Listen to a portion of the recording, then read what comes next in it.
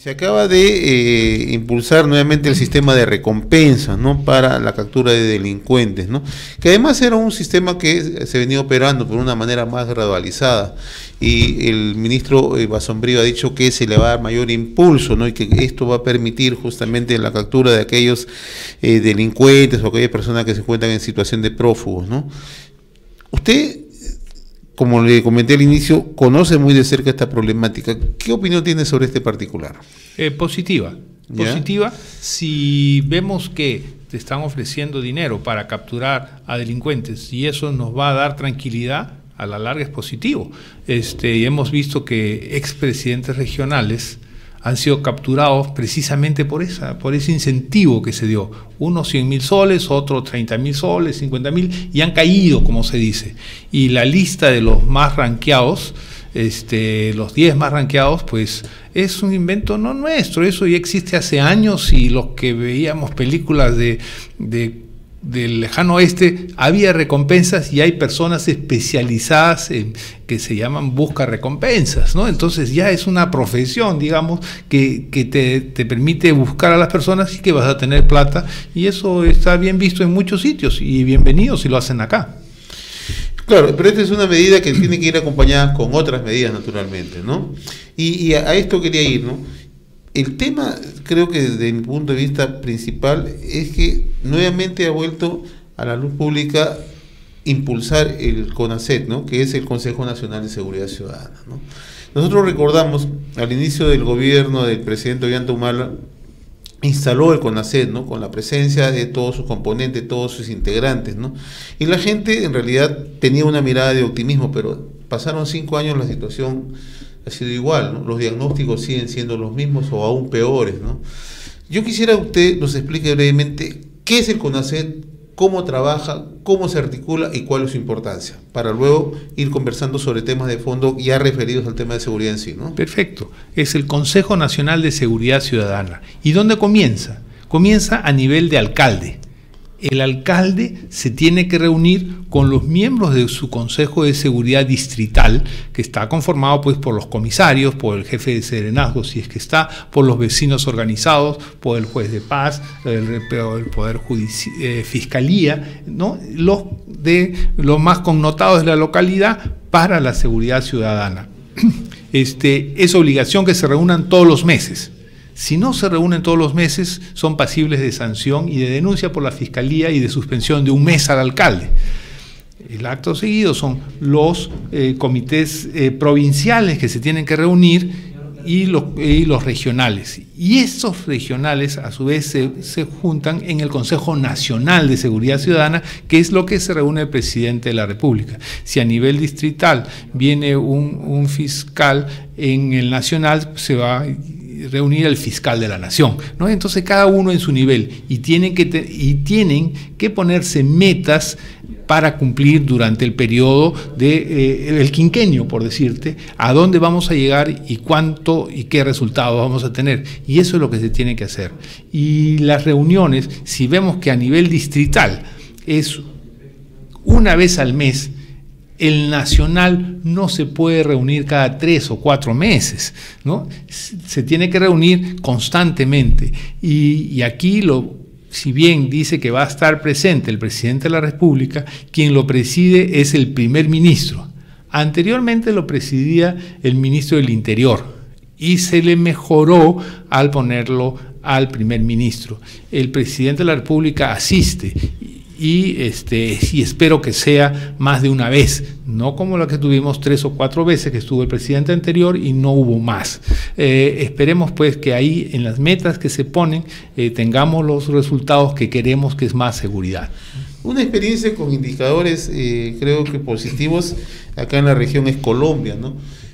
Donde tienen otro organismo con otra denominación, pero allí afloraba algo que era el liderazgo, o sea, la participación directa de las autoridades.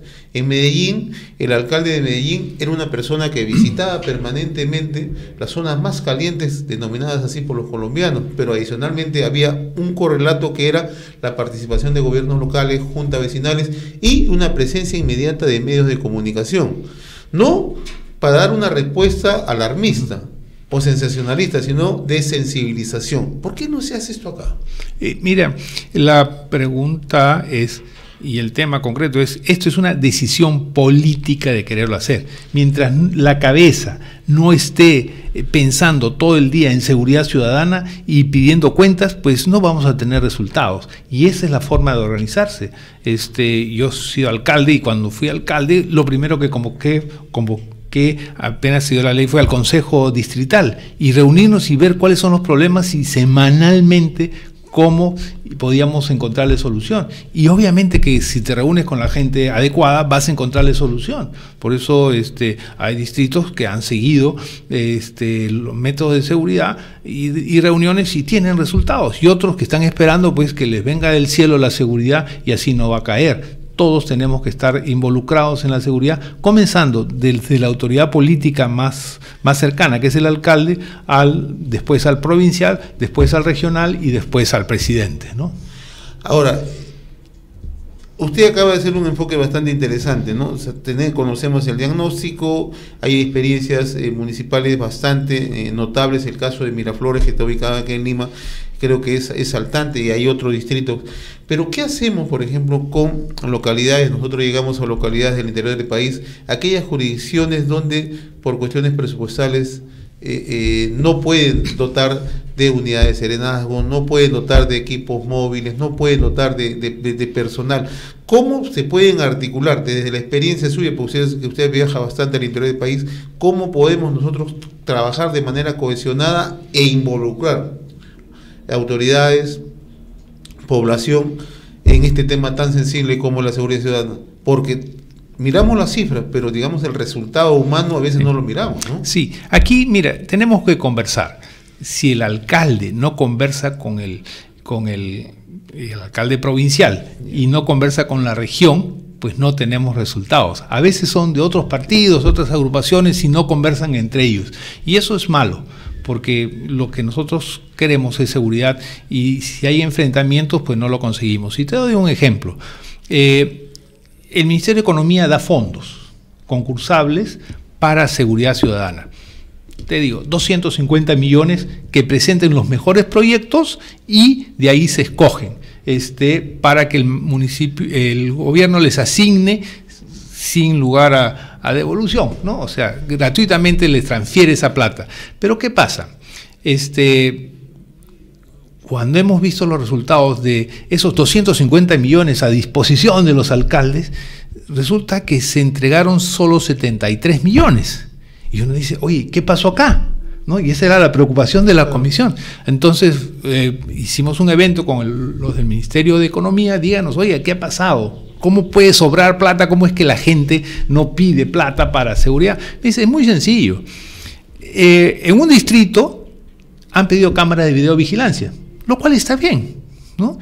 El alcalde distrital lo ha pedido, el alcalde provincial también ha pedido, han hecho sus proyectos, y los dos están poniendo las cámaras en el mismo poste, en la misma plaza, ¿no? Le digo, oye, pero no han conversado entre ellos.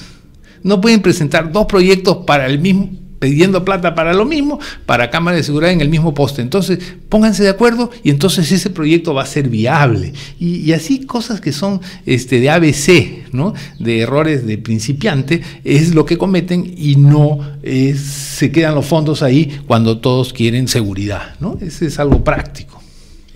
Ahora, otro de los temas que ha planteado el ministro Basombrío, y que generó punto de vista diferenciado, matices, ¿no? Es el referido a los altos mandos de la policía, ¿no? A juicio del ministro, en declaraciones previas a asumir el mando, el cargo es que existe un exceso de número de generales, de altos oficiales en la policía. Yo no quiero referirme tanto a eso, sino cómo hacemos un trabajo articulado, ejecutivo, Policía Nacional, gobiernos locales. ¿Cómo trabajamos? ¿Por qué la policía tiene tanta deficiencia en el país y no puede ser una policía que no solamente se dedique a hacer el acto de investigación, sino también a un acto preventivo? ¿Por qué no llegamos a esos niveles? ¿Qué es lo que le falta a la policía en el país? Bueno, la policía obviamente que está en muchos casos capacitada para hacerlo, pero también es qué se le pide a la policía, qué se le exige a la policía y qué resultados tenemos. Y a veces pues no somos concretos en los pedidos que necesitamos y obviamente y a veces cuando llegas a general lo que más quieres es ya pasar al retiro y que no hagan olas, como se dicen, y no me hagan problemas en mi último año, mis últimos 2 años, y entonces ya no pasan a la historia como exitosos, sino un general más que pasó al retiro y está cobrando su pensión. Pero lo que necesitamos es hasta el último día ser exitosos en la búsqueda de la tranquilidad y la seguridad, y eso no lo tenemos claro acá, ¿no? Entonces por eso es que no tenemos resultados. Si tuviésemos que hacer una reflexión, un cálculo sobre del total de distritos, por ejemplo en Lima, para no ir muy lejos, que es la mega ciudad en el Pacífico suroccidental, y perdemos de vista esto, en Lima y Callao, ¿cuántos distritos tienen funcionando este dispositivo con base en esa ley? Todos. En Lima Metropolitana, afortunadamente, todos los distritos han presentado su plan de seguridad ciudadana y lo están ejecutando. Ahora, también es cierto que algunos copian su plan, lo repiten el plan, pero no son ejecutivos. A veces algunos cumplen con presentar, pero no lo ejecutan, o es un saludo a la bandera, ¿no? Entonces ese es el problema que tenemos, y te digo porque es un seguimiento que se ha hecho a nivel nacional también. Desde el Congreso hicimos ese seguimiento de la Comisión de Seguridad Ciudadana y veíamos cuáles son los provinciales que no habían cumplido y las regiones que no habían cumplido, y algunas regiones no llegaban a presentar su plan regional. Entonces, si uno no tiene la visión de qué queremos como plan de seguridad regional o provincial, menos podemos tener resultados, sí, ¿no? La pregunta es porque nosotros tenemos un derroche de institucionalidad, pero que no funciona. Hay deficiencias muy serias en materia de funcionamiento, de resultados. Entonces la primera cuestión que yo me hago como un ciudadano cualquier otro es qué está funcionando y qué no está funcionando. Y preguntaba por Lima. Otra pregunta que me hago es en los lugares en los cuales la población tiene sus propias organizaciones propias o costumbres, digamos, ¿no? Organizaciones por la costumbre de velar por sus bienes y por sus vidas, particularmente por sus bienes, y me refiero a las rondas campesinas, hay rondas de indígenas, rondas de personas que no son indígenas, ciudadanos que digamos mestizos, tanto en el medio rural, pero también en algunas ciudades del interior. Mi pregunta es, ¿tenemos una información sobre cuál es el estado de situación de la participación de este tipo de organizaciones en la seguridad de los lugares donde viven? Es difícil darte una respuesta para los 1800 distritos, ¿no? Pero lo que sí te puedo decir es que los que se reúnen son los que funcionan, ¿no? Y los que dan resultados. Caso concreto, ya mencionaste Miraflores. Todas las semanas se reúne el Consejo de Seguridad Distrital. Todas las semanas. Esa misma pregunta, si tú la haces a todos los alcaldes, te van a decir, no, una vez al mes, una vez cada 15 días, una vez cuando me acuerdo, o una vez cuando me lo piden, porque me he olvidado.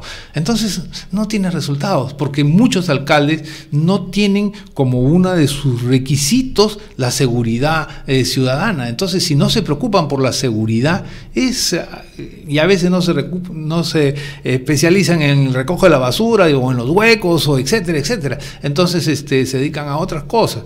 Pero seguridad es vital porque eso es lo que la población quiere y para eso los han elegido. Y a nivel de esas zonas organizadas, distritos, pero también, como bien has mencionado, son las rondas campesinas que ven su seguridad y se organizan la población en diversas formas.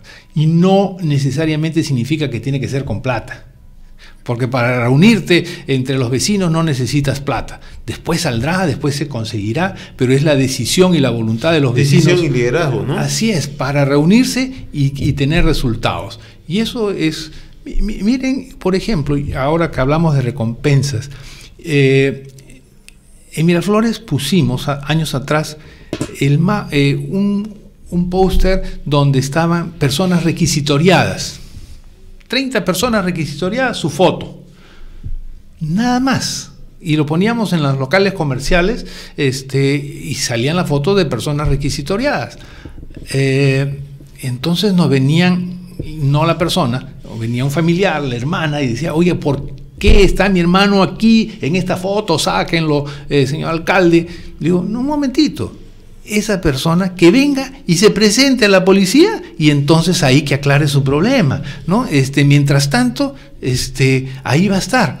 Y dio resultados, pues, porque ya estaban viendo esas personas que en el distrito eran peligrosas y que sabían que si venían los podían capturar. Entonces, ¿cuánto te costó eso? Prácticamente nada, ¿no? Entonces son ideas que no te cuestan mucho y que te sirven para ir limpiando la ciudad de la delincuencia, ¿no? Ya, y otro tema que yo hace un momento lo toqué de manera tangencial es que en esta lucha justamente, o en esta forma de enfrentar la inseguridad ciudadana, muchas veces quienes estamos al frente de los medios de comunicación nos ponemos al costado, ¿no? Y hay experiencias exitosas también en otros puntos de la región, ¿no? Donde los medios están comprometidos, ¿no? No con el hecho delictivo, no con el hecho macabro, no con el hecho sensacionalista, sino con el trabajo de sensibilización. ¿Por qué no podemos ponernos de acuerdo en el país en dar mensajes positivos, sensibilizar, organizar, dar directivas a la población para que se organice y para que enfrente de una manera, digamos, con la suficiente información y con la suficiente transparencia a la delincuencia organizada? Porque estamos hablando de delincuencia organizada, ya no hay en el Perú delincuencia común. Entonces, ¿por qué los medios no asumen ese papel? Yo en alguna oportunidad lo he escuchado a usted hacer una invocación, pero eso no basta. ¿Qué tan difícil es generar compromisos en medio de comunicación? Yo siempre me he preguntado, sobre temas puntuales, ponernos de acuerdo y generar mensajes claves y trabajo de sensibilización directo.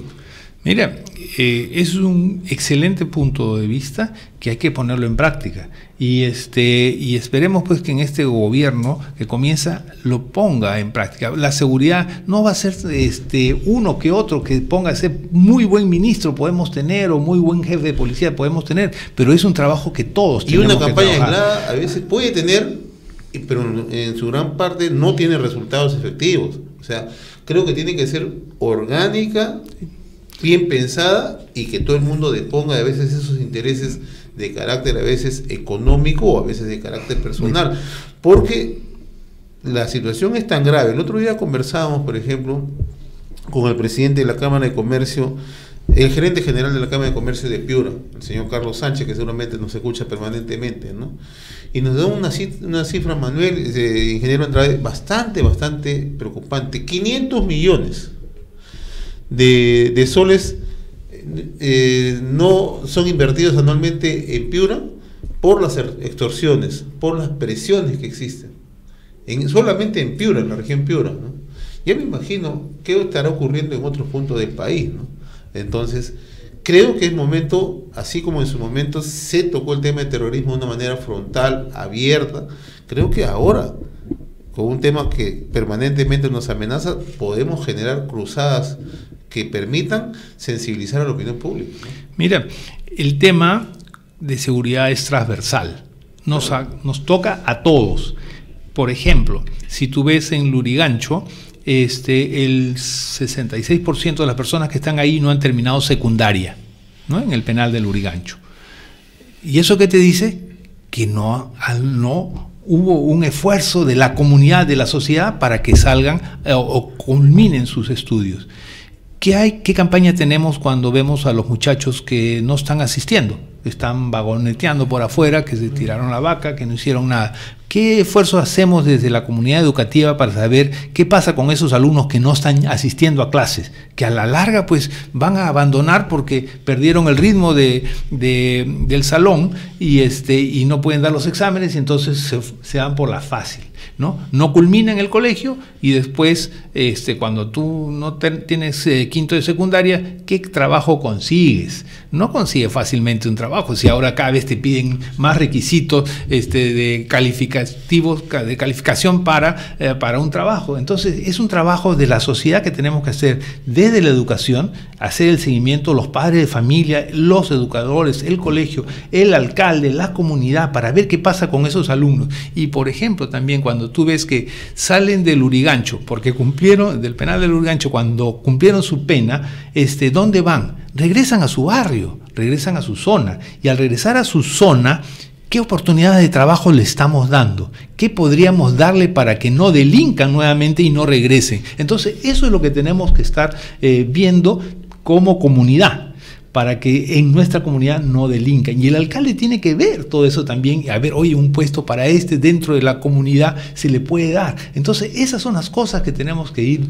con anticipación viendo, porque es un trabajo donde todos estamos involucrados, sí. Y los medios, por supuesto, que tienen que estar involucrados también. Entonces, esa es parte de la solución que tendríamos que tener para esto. Ahora, a mí me gustaría también comentar un par de aspectos que están ligados a la noción amplia de seguridad ciudadana o seguridad de las personas, no solamente la cuestión del delito.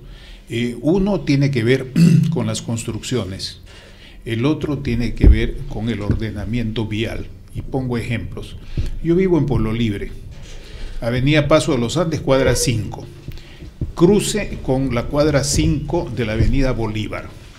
En ese cruce hay un hospital grande que ha crecido, que es la Clínica Estela Maris. Hay un edificio enorme de 7 u 8 pisos del Británico. Hay nuevos edificios que han reemplazado a las antiguas casas que habían ahí. Muy pocas casas antiguas quedan como aquella de mis padres donde yo vivo ahora. Y está también la empresa Lusa. Pues bien, allí cruzar esa cuadra 5 de la Avenida Bolívar con la Avenida Paso de los Andes es realmente un riesgo enorme. Y los días sábados que hay actividades en el Británico es peor todavía, porque la gente no respeta el más mínimo sentido, tanto de parte de los peatones como de parte de los que manejan vehículos. Y por ahí transitan vehículos grandes a gran velocidad. Segundo, la reparación de pistas. Hace más de 10 días que allí están amontonadas, como si viviéramos a 800 kilómetros del centro de Lima, amontonados los restos de la remoción de pistas, del manejo de pistas. Nadie dice nada, y no pasa nada. Y ojo que estamos hablando de un distrito que tiene aproximadamente 10 cuadras de ancho por 20 cuadras de largo. Es decir, lo que le dejaron a Pueblo Libre después del gigantesco negociado que se hizo hace muchos años con la delimitación de otros espacios. Por ejemplo, cuando yo estudié en la Universidad Católica, el Fundo Pando quedaba en Pueblo Libre, hoy es San Miguel, y eso ha sido un redimensionamiento que se hizo de manera posterior. Pero en concreto, olvidamos eso. Y otro elemento más. En esa misma avenida, para seguir con el ejemplo del lugar donde yo vivo, en esa misma avenida han puesto el carril para los ciclistas. Y entonces, ¿qué pasa? En muchos sitios, allí también el carril lo ponen por el lado, unos por el lado izquierdo, otros por el lado derecho. Si ponen el carril por el lado izquierdo, están quitando espacio para que un vehículo adelante a otro, lo cual no tiene sentido. Poner carril ciclista por el lado izquierdo, restando espacio a la segunda vía para adelantar, eso no tiene sentido. Eso podría ser en Inglaterra, donde usted adelanta por el lado derecho, pero no aquí. Y por último, colocan en varios distritos unos mojones enormes de más de 22 o 30 centímetros de altura para la separación. Eso lo está haciendo la municipalidad, cobra por eso. Caso de Miraflores está así instituido. Esa es una violación del más estricto sentido común del uso del espacio vehicular y de la facilitación para los ciclistas, lo cual está bien, eso se ha promovido por el FONAM desde hace muchos años y por algunos distritos. Entonces, en síntesis, lo que quiero decir es que no hay que olvidar, a partir de hechos, no estoy inventando nada, todo eso se puede verificar, que es necesario también que las autoridades hagan caso de lo que dice la gente respecto a estas graves irregularidades. No hay paso seguro en lugares complicados. Se da permiso para que circulen unos llamados microbuses, pero que son enormes buses, así como esos amarillos que usan en los Estados Unidos para llevar y traer a los chicos de las escuelas, y eso es un atentado contra la seguridad, eso genera inseguridad ciudadana. Y yo termino diciendo que una vez una amiga me comentó que aquí, lo que en otras partes en Europa o en Argentina se llama el paso cebra, no es para proteger al ciudadano, sino para que los vehículos le apunten con más exactitud. Sí, aquí lo primero que has dicho es la falta de respeto a la autoridad. La gente no respeta. Los cruces peatonales o los micros o las combis, como quiera llamarle, que no paran, no le dan importancia, pues tienen gran problema por esta falta de autoridad que no se está ejerciendo y que hacen tabla rasa de esa autoridad. Y eso obviamente que te genera inseguridad. El tema de las cebras o de los pasos peatonales es clarísimo. ¿Cuál es nuestro criterio, nuestro concepto de quién tiene la prioridad cuando uno está en la ciudad? ¿Quién es el dueño de la ciudad? ¿Es el del micro? ¿Es el dueño? ¿El camión es el dueño? ¿El ciclista es el dueño? ¿El peatón es el dueño? ¿Quién es el dueño y quién tiene que tener la preferencia? Mientras no nos demos cuenta.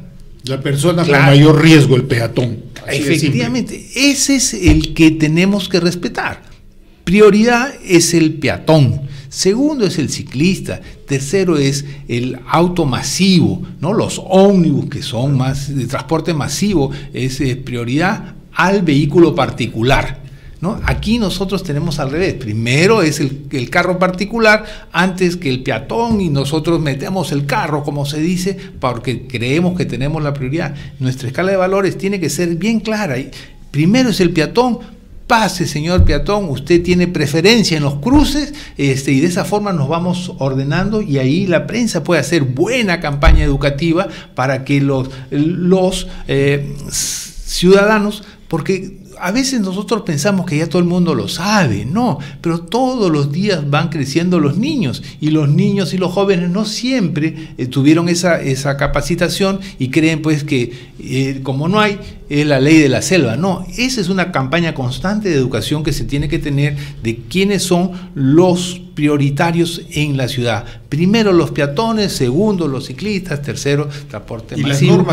Y las normas de seguridad para las construcciones de pistas y facilitación de ciclistas. En el caso de Miraflores concretamente, esa es una cosa muy grave, que roben espacio para el segundo carril de avance para poner un carril de ciclistas, y además con unos mojones separadores que no son reglamentarios en ninguna parte del mundo, y que bien podían haber hecho ese canal para los ciclistas quitando 1 metro o algo. 1 metro es suficiente a la parte donde están los jardines centrales. Esos no se han tocado, y lo que se ha hecho es incrementar el riesgo de los que manejan los vehículos. Sí. Y eso ocurre también en varios distritos de Lima. Lo que se quiere en el fondo es darse cuenta que hay que favorecer al peatón, bajar el número de micros y combis, y que usen más bicicletas.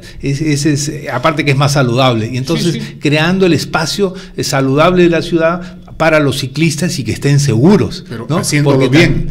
Obviamente que eso siempre hay que hacerlo bien. Siempre hay errores que hay que corregir, y esperemos pues que se puedan corregir.